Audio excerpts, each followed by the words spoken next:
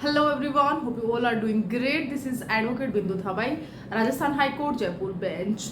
अभी एक latest update बोल सकते हैं, बिग ब्रेकिंग बोल सकते हैं कि सुप्रीम कोर्ट ऑफ इंडिया में एक रिव्यू पिटिशन यहाँ पे फाइल करी गई है।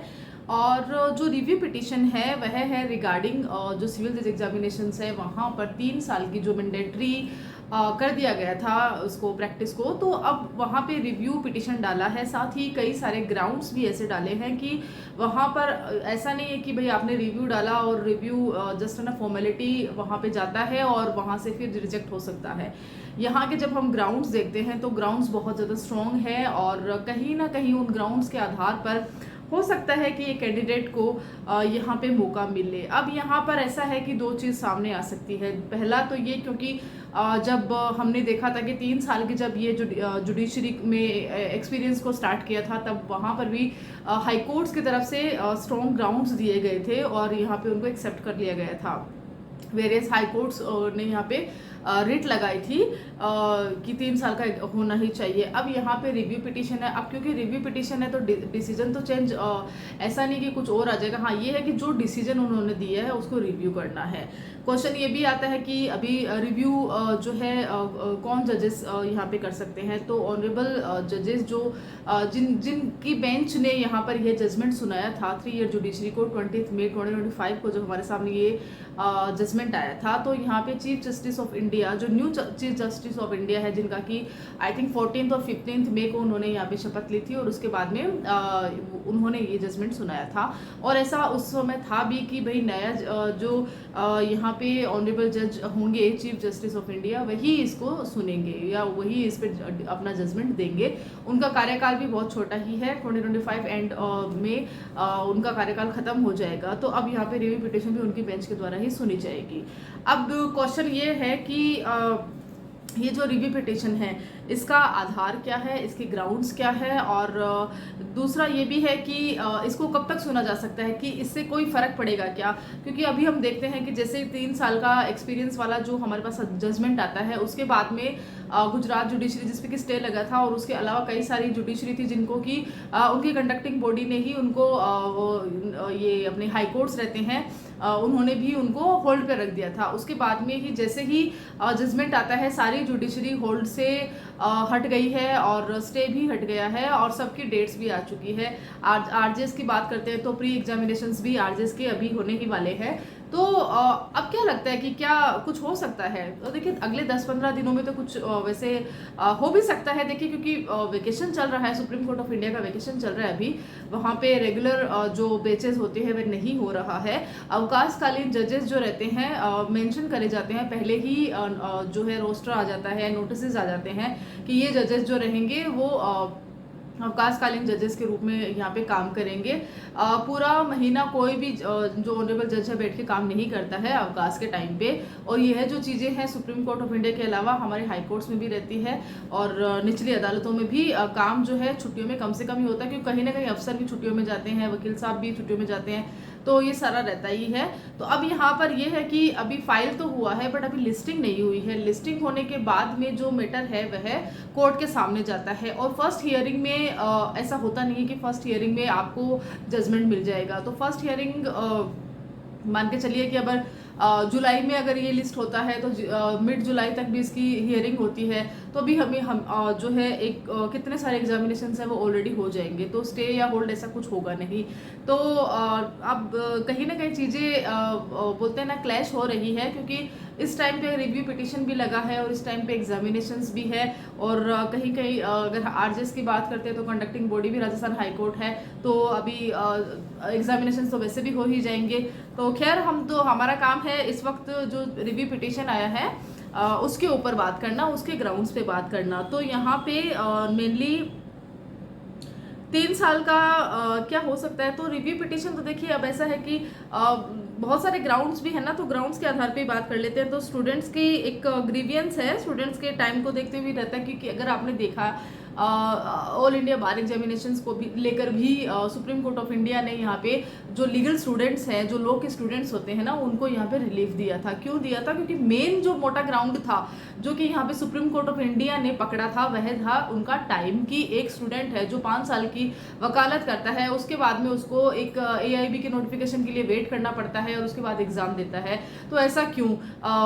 उसको रजिस्ट्रेशन करवाना होता है, सब कुछ होता है, इतने सारे प्रोसेस होते हैं, इसमें टाइम लग जाता है, राइट?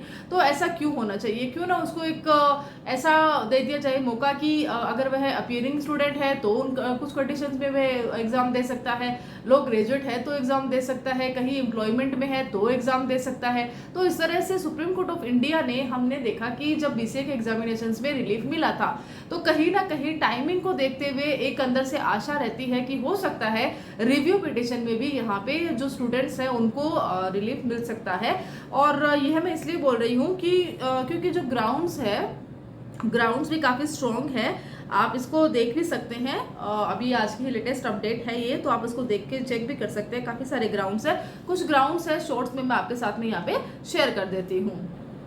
ओके, तो चलिए यहाँ पे शुरुआत कर लेते हैं, फटाफट से जान लेते हैं कि जो ये रिव्यू पिटिशन है उस यहाँ पर दायर करी गई है, चैलेंज किया गया है उस ऑर्डर को जो 20 मई को आया था। 3 साल की एक्सपीरियंस को मैंडेटरी बताया गया था यहाँ पर, और उसके बाद में जो होल्ड पे और स्टे पे जो जुडिशरी लगी हुई थी उनको वहाँ पे अलाउ कर दिया गया। और इससे होता क्या है ना कि जो फ्रेश ग्रेजुएट्स है, बहुत सारे बच्चे रहते हैं ना, उनका जो कुछ फॉर्म निकले हुए थे वहाँ पे उन्होंने फॉर्म डाले थे, लेकिन अभी वो जो है उनकी एग्जामिनेशन तो हो जाएगी, ठीक है, लेकिन अगर कुछ स्टूडेंट्स रह गए थे, उनका रिजल्ट नहीं आया था या जो भी रीज़न रहा होगा उनके पास में, तो वो लोगों को वो समय नहीं मिला, उनको वो अपॉर्चुनिटी नहीं मिली। अब क्योंकि वो अपॉर्चुनिटी उस वक्त नहीं मिली, अब 3 साल बाद में वो अपॉर्चुनिटी फ्रेश लो ग्रेजुएट्स के लिए, स्पेशली मैं यहाँ पे मेंशन कर रही हूँ, उनको वेट करना पड़ेगा। अब यहाँ पे एक चीज़ तो है, जैसे अगर आपने मेरे पुराने वीडियो देखे हैं इसके रिगार्डिंग, तो 3 साल की जो जुडिशरी है उसमें एक चीज़ मेंशन कर दी कि भाई आपने 25-26 के जो नोटिफिकेशन निकले हुए थे और उसमें अगर आपने फॉर्म डाल दिया है, आपने अपना, तो आपकी एजुकेशन क्वालिफिकेशन, आपका जो भी क्राइटेरिया रहा होगा, आपके पास एक्सपीरियंस रहा है या नहीं रहा है, आप फ्रेश लॉ ग्रेजुएट हो, कोई भी हो, आप ये एग्जाम दे सकते हो। तो कहीं ना कहीं वो रहता है कि भाई इनको भी तो यहाँ पर भी तो अलाउड किया ही है, तो आगे 3 साल का क्या ही उसका औचित्य रह जाता है। हो सकता है यहाँ पर जो अलाउड किया है जिनको एप्लीकेशन में, तो उनमें से भी कुछ फ्रेश ग्रेजुएट्स रहते हैं, वो जो आगे जाके सिविल जज बन जाएंगे, तो क्या उनका भी योग्यता फिर किस तरह से आप जो है ना इसका एवेल्यूएट करोगे? तो बहुत सारे क्वेश्चन हैं।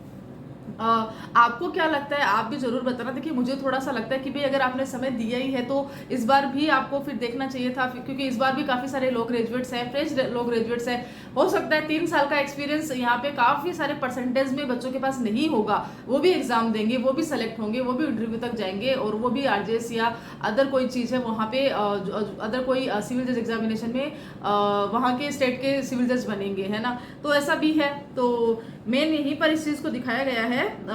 तरीका अलग है थोड़ा, कि भाई आपने जो है जो रिक्वेस्ट करी है, यहाँ पे प्रेयर करी है कि भाई जो नए रूल्स है आप 2027 तक इसको चालू कीजिए। क्योंकि अभी जो रहता है ना कि जैसे मान के ले चलिए कि 2023 से 25 वाले जो स्टूडेंट्स हैं वो फाइनल ईयर वाले हैं, अपीयरिंग वाले हैं, सेकेंड ईयर वाले हैं, इस तरह वाले स्टूडेंट्स हैं, या कुछ स्टूडेंट्स वो हैं जिन्होंने कि रजिस्ट्रेशन करवाया हुआ है लेकिन फॉर्म नहीं भर पाए हैं क्योंकि उनके पास में वो क्राइटेरिया नहीं था। लेकिन हाँ, अगर 2-4 महीने बाद होता तो शायद वो क्राइटेरिया उनके पास आ ही जाता। अब वो क्राइटेरिया जो कुछ समय लगने वाला था, अब उसके लिए उनको 3 साल का वेट करना पड़ेगा। पहला तो ये हो गया। दूसरा ये है कि भाई अर्ली पार्टिसिपेट, ये रहता है कि भाई कुछ स्टूडेंट्स रहते हैं ना जो कि स्टार्टिंग में ये ड्रीम लेके चलते हैं कि लास्ट अपीयरिंग स्टूडेंट्स हमने देखा है कि कई सारे हमारे जो सिविल जज रहते हैं वो अपीयरिंग क्योंकि RJS की बात करते हैं, अपीयरिंग को वो मौका देती है। तो फ्रेश लॉ ग्रेजुएट जिनकी कि पिछले 24 में या 25 अगर हम मान के चलते हैं 1-2 सालों का है, तो 2024 और 25 में जो एग्जामिनेशन हुए थे उसमें सेलेक्ट जो सिविल जज थे उनके भी ऐसा नहीं कि एक्सपीरियंस, सबके पास 3-3 साल का एक्सपीरियंस है। हो सकता है वहाँ पर भी कोई ना कोई जो है फ्रेश लॉ ग्रेजुएट है जो कि अब इस पोस्ट पे आ चुके हैं, ठीक है। तो वहाँ पर उनके साथ भी, यहाँ पर इनके साथ अन्याय हो रहा है अगर आप ऐसा करते हो तो। एक वैलिड पॉइंट यहाँ पर ये भी है, सेटी कमीशन है, सेटी कमीशन की एडवाइस को इग्नोर किया गया। सेटी कमीशन की एडवाइस ये थी कि भाई आप जो है जो प्रैक्टिस होती है ना एडवोकेट की, 3 साल की जो प्रैक्टिस को मैंडेटरी रखा है। तो यहाँ पे 3 साल वाला प्रैक्टिस का क्या ही रहता है, क्योंकि बोलते हैं ना कि अगर आप या तो 2 साल का रखो, 1 साल का रखो, ऑलरेडी एक बच्चा 5 साल पढ़ के आ रहा है, उसको आप 3 साल और पढ़ाओगे, और उसके बाद में ऐसा है कि कब वैकेंसी आती है और उसमें आप फॉर्म फिल करते हैं, वैकेंसी की जो बोलते हैं ना संख्या कितनी आती है, और उसके बाद में एक प्रेशर रहता है कि भाई आपको तो करना ही है, अगर नहीं कर पाए तो वापस से वेट करो। तो अगर एक लो ग्रेजुएट है, अगर वो पढ़ाई कर रहा है, अगर वो सिविल जज का सपना देख रहा है बनने का, तो खाली उसको पढ़ना या वही ज़रूरी नहीं रह गया है। यहाँ पे उसको अपनी किस्मत के साथ साथ में एक लंबे टाइम को भी जीना पड़ेगा, तो काफ़ी लंबा एक समय चला जाता है। तो ये बताया गया था कि प्रैक्टिस जो है, ऐसा नहीं है कि आप जाके एक्सपीरियंस करके ही प्रैक्टिस हो सकती है, आपके पास प्रैक्टिकल नॉलेज वैसे भी आ सकता है। तो ये एक मेन सेटी कमीशन की राय थी, जिसको कि यहाँ पे इग्नोर किया गया था, जबकि बहुत यहाँ पे उसको कमीशन को बनाया गया था, इसी पर्पज से ही बनाया गया था, लेकिन उसको इग्नोर कर दिया गया था। कई सारी चीज़ें हैं, ग्राउंड एक डाटा का भी रहता है यहाँ पे, दैट इज़ कि हम किसी भी अगर हम हमारे पास में कोई भी एक पास्ट हमारी हिस्ट्री रहती है, तो उसका हमारे पास एक प्योर डाटा रहता है, उसके बेस पे हम उस चीज़ को सही या गलत या जो भी हमारा विश्लेषण रहता है, जजमेंट रहता है, उसके आधार पर हम करते हैं। यहाँ पर ऐसा कुछ नहीं है कि, क्योंकि वेरियस हाई कोर्ट्स के द्वारा किया गया था, कुछ हाई कोर्ट्स इसके पक्ष में थे और कुछ नहीं भी थे। जो नहीं थे उसका भी मेंशन यहाँ पे इस ग्राउंड्स में किया गया कि भाई वो लोग पक्ष में नहीं थे कि 3 साल वाला आप करो ही करो, ठीक है, लेकिन कुछ बोल रहे थे कि नहीं 3 साल का करना ही है। अब इसमें ऐसा था कि क्यों करना है, उसके आधार पर उन्होंने बताया था कि जो डाटा है वो कहाँ है, कि ऐसा नहीं है कि भाई आपने पिछले 2 सालों में इतने सिविल जज एग्जामिनेशंस, इतने सिविल जज जो है सेलेक्ट हुए थे, उसमें से 1 या 2 के आधार पर आपने ये चीज़ बोल दी है। आपके पास डाटा कहाँ, आपने नाम कहाँ मेंशन किया है, किसी का भी नाम यहाँ पे मेंशन हुआ नहीं है। तो इस आधार पे भी यहाँ पे ग्राउंड्स उठाए हैं कि भाई आपको ऐसा है। आर्टिकल 14 जो कैंडिडेट का यहाँ पे उसको अन्याय हो रहा है, आर्टिकल 14 को देखा जाए तो वो एक अवसर देता है कि आपको अवसर के आपको नौकरी करने का, आपको व्यापार करने का यह अवसर आपको देता है, संवैधानिक अधिकार आपको देता है। लेकिन यहाँ पर इस जजमेंट में संवैधानिक अधिकारों को कुचला गया है, according to this review petition के ग्राउंड के अकॉर्डिंग ऐसा बताया गया है। तो लंबा समय मेनली है वीकर बैकग्राउंड का बताया गया, क्योंकि कुछ स्टूडेंट्स जो रहते हैं ना, जैसा कि मैं कई वीडियोस में मैंने बोला भी है कि LLB जो रहता है आजकल, तो फिर भी कई सारे स्टूडेंट्स करते हैं। पहले तो ऐसा बोलता था कि एक बोलता ना कि एक नवाबों का शौक है, क्योंकि LLB करने के बाद में आपको एक बहुत लंबा टाइम जीना रहता है, उसके बाद आपकी अर्निंग स्टार्ट होती है, अगर आपके पास में नौकरी लग जाती है वो होती है। प्रैक्टिकली अगर आप जाते हैं तो आपको एक लंबा समय देना पड़ता है, क्योंकि कंपटीशन बहुत ज़्यादा हो चुका है। अभी इस वक्त जो है लॉ की डिग्री बहुत स्टूडेंट्स ले रहे हैं, बहुत पसंद बन रही है लॉ आजकल। तो वहाँ पर दिक्कत ये नहीं है कि पसंद है, दिक्कत ये है कि भाई अगर बाहर जाते हैं तो कंपटीशन भी ज़्यादा हो रहा है। तो कहीं ना कहीं जो वीकर बैकग्राउंड के बच्चे रहते हैं वो अपना 5 साल कंप्लीट करते हैं, 3 साल के जुडिशरी वो अपना LLB कंप्लीट करते हैं, उसके बाद में उनको 3 साल और बिना एक बेस के कि अभी यहाँ से अर्निंग होगी नहीं होगी, एवरीडे जाना है नहीं जाना है, उस टाइम जुडिशरी की प्रिपरेशन करनी है नहीं करनी है, उनको काफ़ी दिक्कत आती है। उनका फाइनेंशियल बैकग्राउंड जो है स्ट्रॉन्ग नहीं रहता, तो उनके लिए भी यहाँ पे बताया गया है।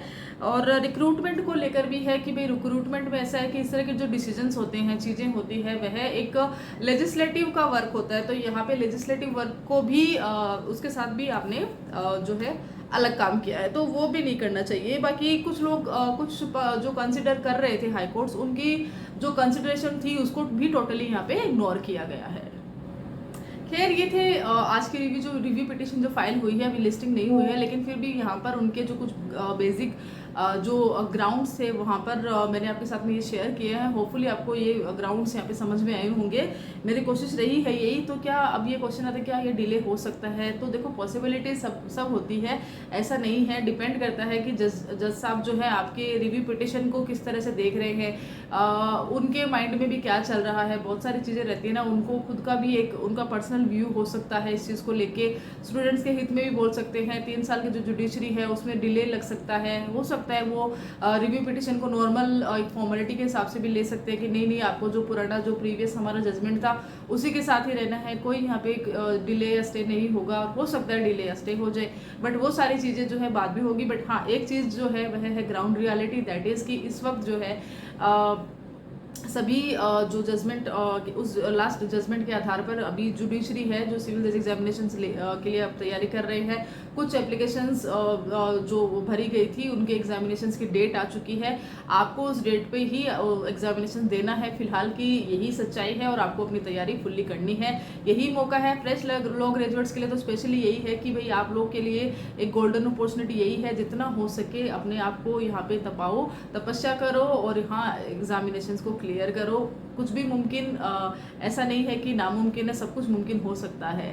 So all the very best. इसके रिगार्डिंग जो भी अपडेट आती है वो आपके साथ में मैं शेयर कर दूंगी। आपको करना क्या है भाई, चैनल को सब्सक्राइब कर लीजिए, वीडियो को लाइक कर देना, शेयर कर देना और चैनल में पहली बार है तो विजिट जरूर करके आ जाना। Till then thank you so much.